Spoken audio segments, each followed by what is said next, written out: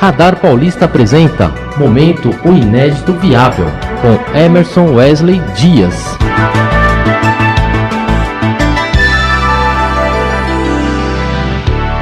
E tá com a gente aqui o Emerson Wesley Dias, trazendo mais uma edição do quadro Momento O Inédito Viável. Muito boa noite, obrigado pela presença, Emerson. Boa noite, Renato, boa noite a todos os ouvintes.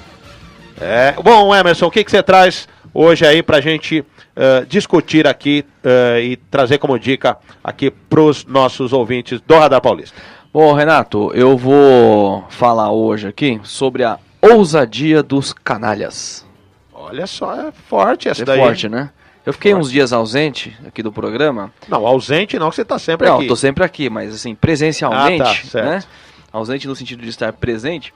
Em espírito eu tô aqui todos os dias, né? Você sabe. Olha, né? Que bacana. Essa corpo... essa daí vale o troféu imprensa aqui, né? O corpo pode não estar, mas o espírito sempre Legal. está. Mas, e aí as últimas notícias, né, que a gente vem observando, e eu resolvi falar sobre a ousadia dos canalhas. Mas antes de nomear quem são eles, eu vou colocar aqui alguns fatos, né, pra gente ver como é que os canalhas têm ousadia, né? Bom, o Eduardo Cunha, todo mundo sabe, né, tá preso, que bom. Eduardo Cunha começou a sua carreira política como presidente da Telerge, lá nos anos 90, no governo Collor. Certo. Nomeado pelo PC Farias, né? Então, diga-me com quem andas e direi quem és, né? E o Eduardo Cunha, né, foi destituído do cargo por conta de roubalheira lá nos anos 90, escândalo, enfim. Mas ele é um cara muito ousado, né? E aí no governo Garotinho ele volta para ser presidente da Companhia Estadual de Habitação. Afinal de contas, a habitação ele entende, né? Nos melhores hotéis do mundo ele já esteve e nós pagamos a conta, né? Inclusive ele e a mulher dele. E caiu também dessa presidência por roubalheira. Mas ele é um cara ousado. E aí, sendo ousado, ele foi ser deputado estadual, deputado federal e até chegou a ser presidente da Câmara, né, do Congresso Nacional. Muito bem, ele hoje está preso, né, responde a 2 processos na Lava Jato, enfim, pretendemos que ele fique lá um bom tempo, né? Mas você vê que é um cara ousado, né?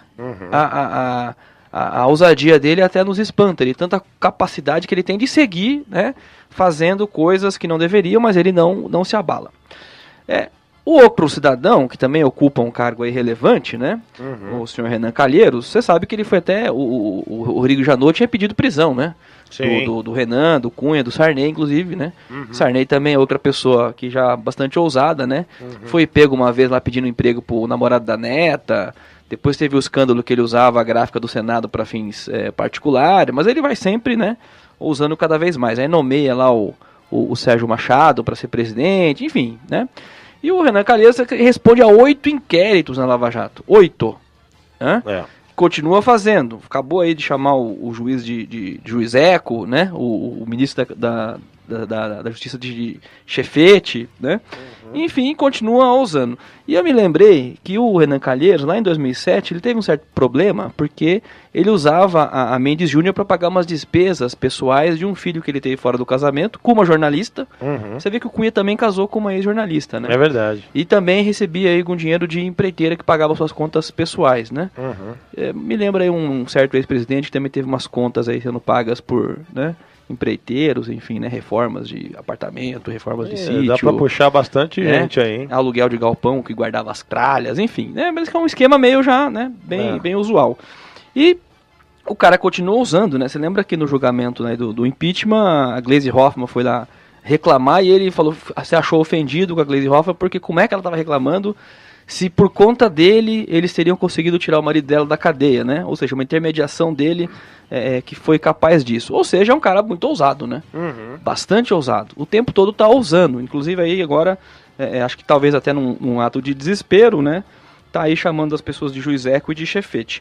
Então o que eu faço dessa reflexão? É que geralmente os canalhas têm ousadia.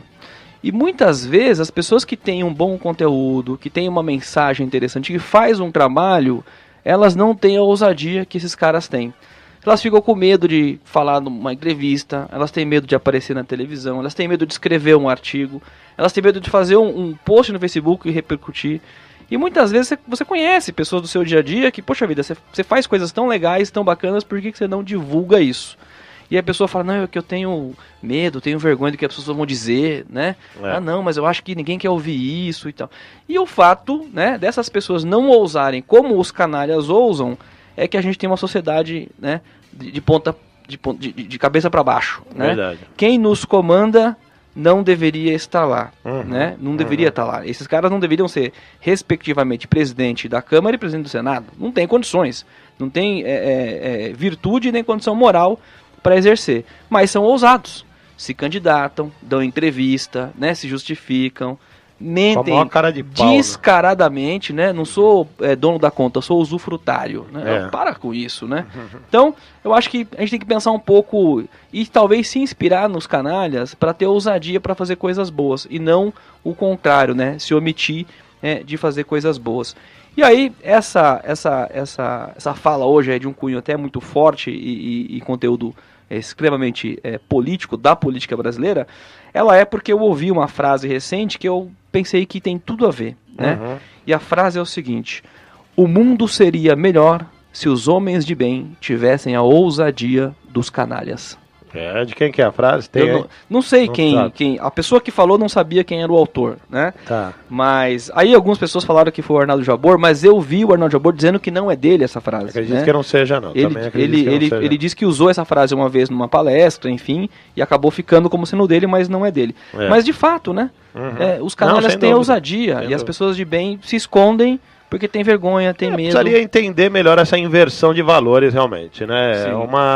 Acho que dá uma boa discussão ética, inclusive, sobre ética. Sobre ética, do ponto de vista aí de por que as pessoas... Porque se você pegar, você está falando dos presidentes, né? Sim. Mas ali, a grande maioria, não é só os presidentes. Exato, né? Tem uma grande leva ali.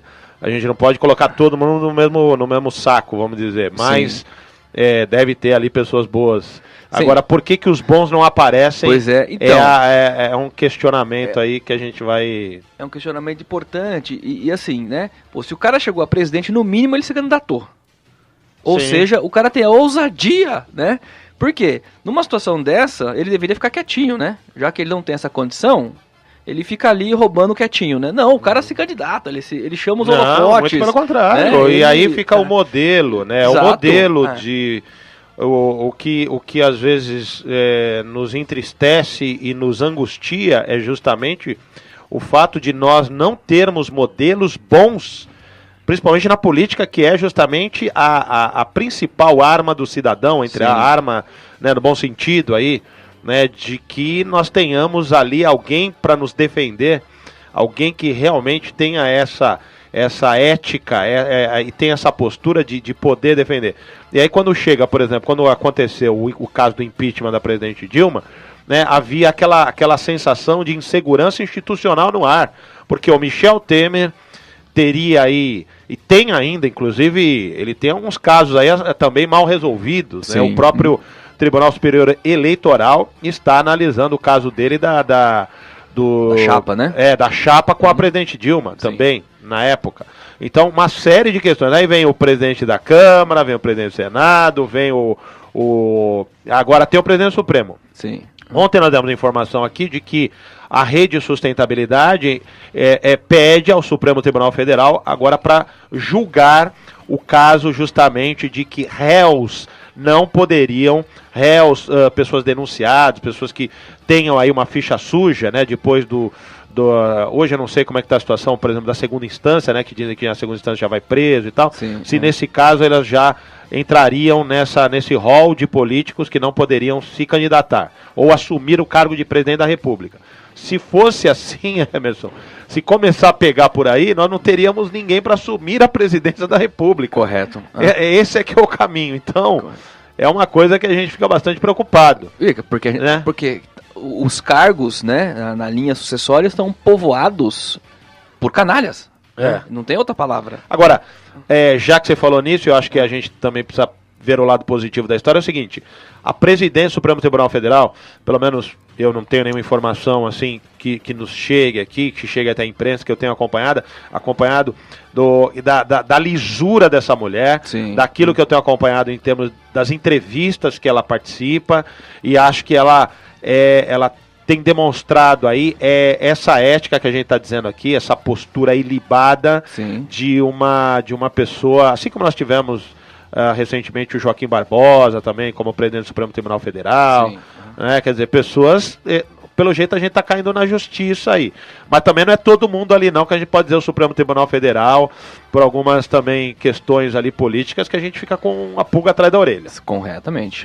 Corretamente. Porque não demonstram, né, essa virtude, né, esse valor moral perante a sociedade por conta do seu próprio comportamento, né? Sem dúvida. Eu acho que principalmente por conta do comportamento, por conta das opiniões, por conta daquilo que fala e por conta daquilo que faz. Sim. E por aí a gente vê a Carmen Lúcia realmente como uma figura até agora, assim, perante o discurso que ela tem trazido, realmente um discurso, na minha opinião, importantíssimo nesse momento, né, dizendo que realmente o Supremo vai seguir aí a linha dele, a linha judicial, jurídica, enfim, para dar norte ao país, né, independentemente da questão dos poderes, como nós vimos aí nessa briga aí com o Legislativo, com o presidente do Senado, Renan Calheiros, em que ela também, de alguma forma, se posicionou, tá certo, demonstrando aí o poder do Supremo Tribunal Federal neste momento. Acredito que nós estamos, neste momento, muito bem representados. Posso aqui estar até queimando,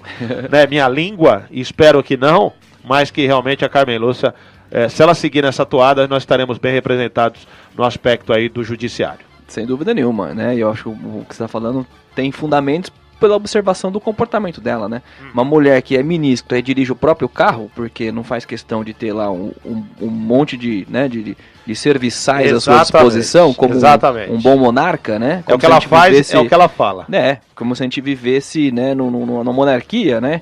Cheio de súditos servindo. Então, eu acho que é a pessoa que tem, no mínimo, coragem de ser diferente do que tá lá o status quo do lado, o modelo, né? E olha que para encarar essas feras lá não é fácil não, viu? Eles estão lá em Brasília. E para dizer, olha, não quero motorista, não quero isso, não quero aquilo, não é, ainda mais sendo mulher. E é um complicado, né? Porque à medida que um abre mão, os outros ficam na vitrine, né? E aí o cara fala, não faz isso não, porque o povo vai acordar. Mas é justamente, né? Por isso. E aí você complica do meu lado aqui. Por isso. Sem dúvida. Um assunto muito interessante aí que você trouxe aqui pra gente hoje, Emerson. Sempre interessantes os assuntos, mas hoje a gente abordando aí o aspecto mais político, né, do tema.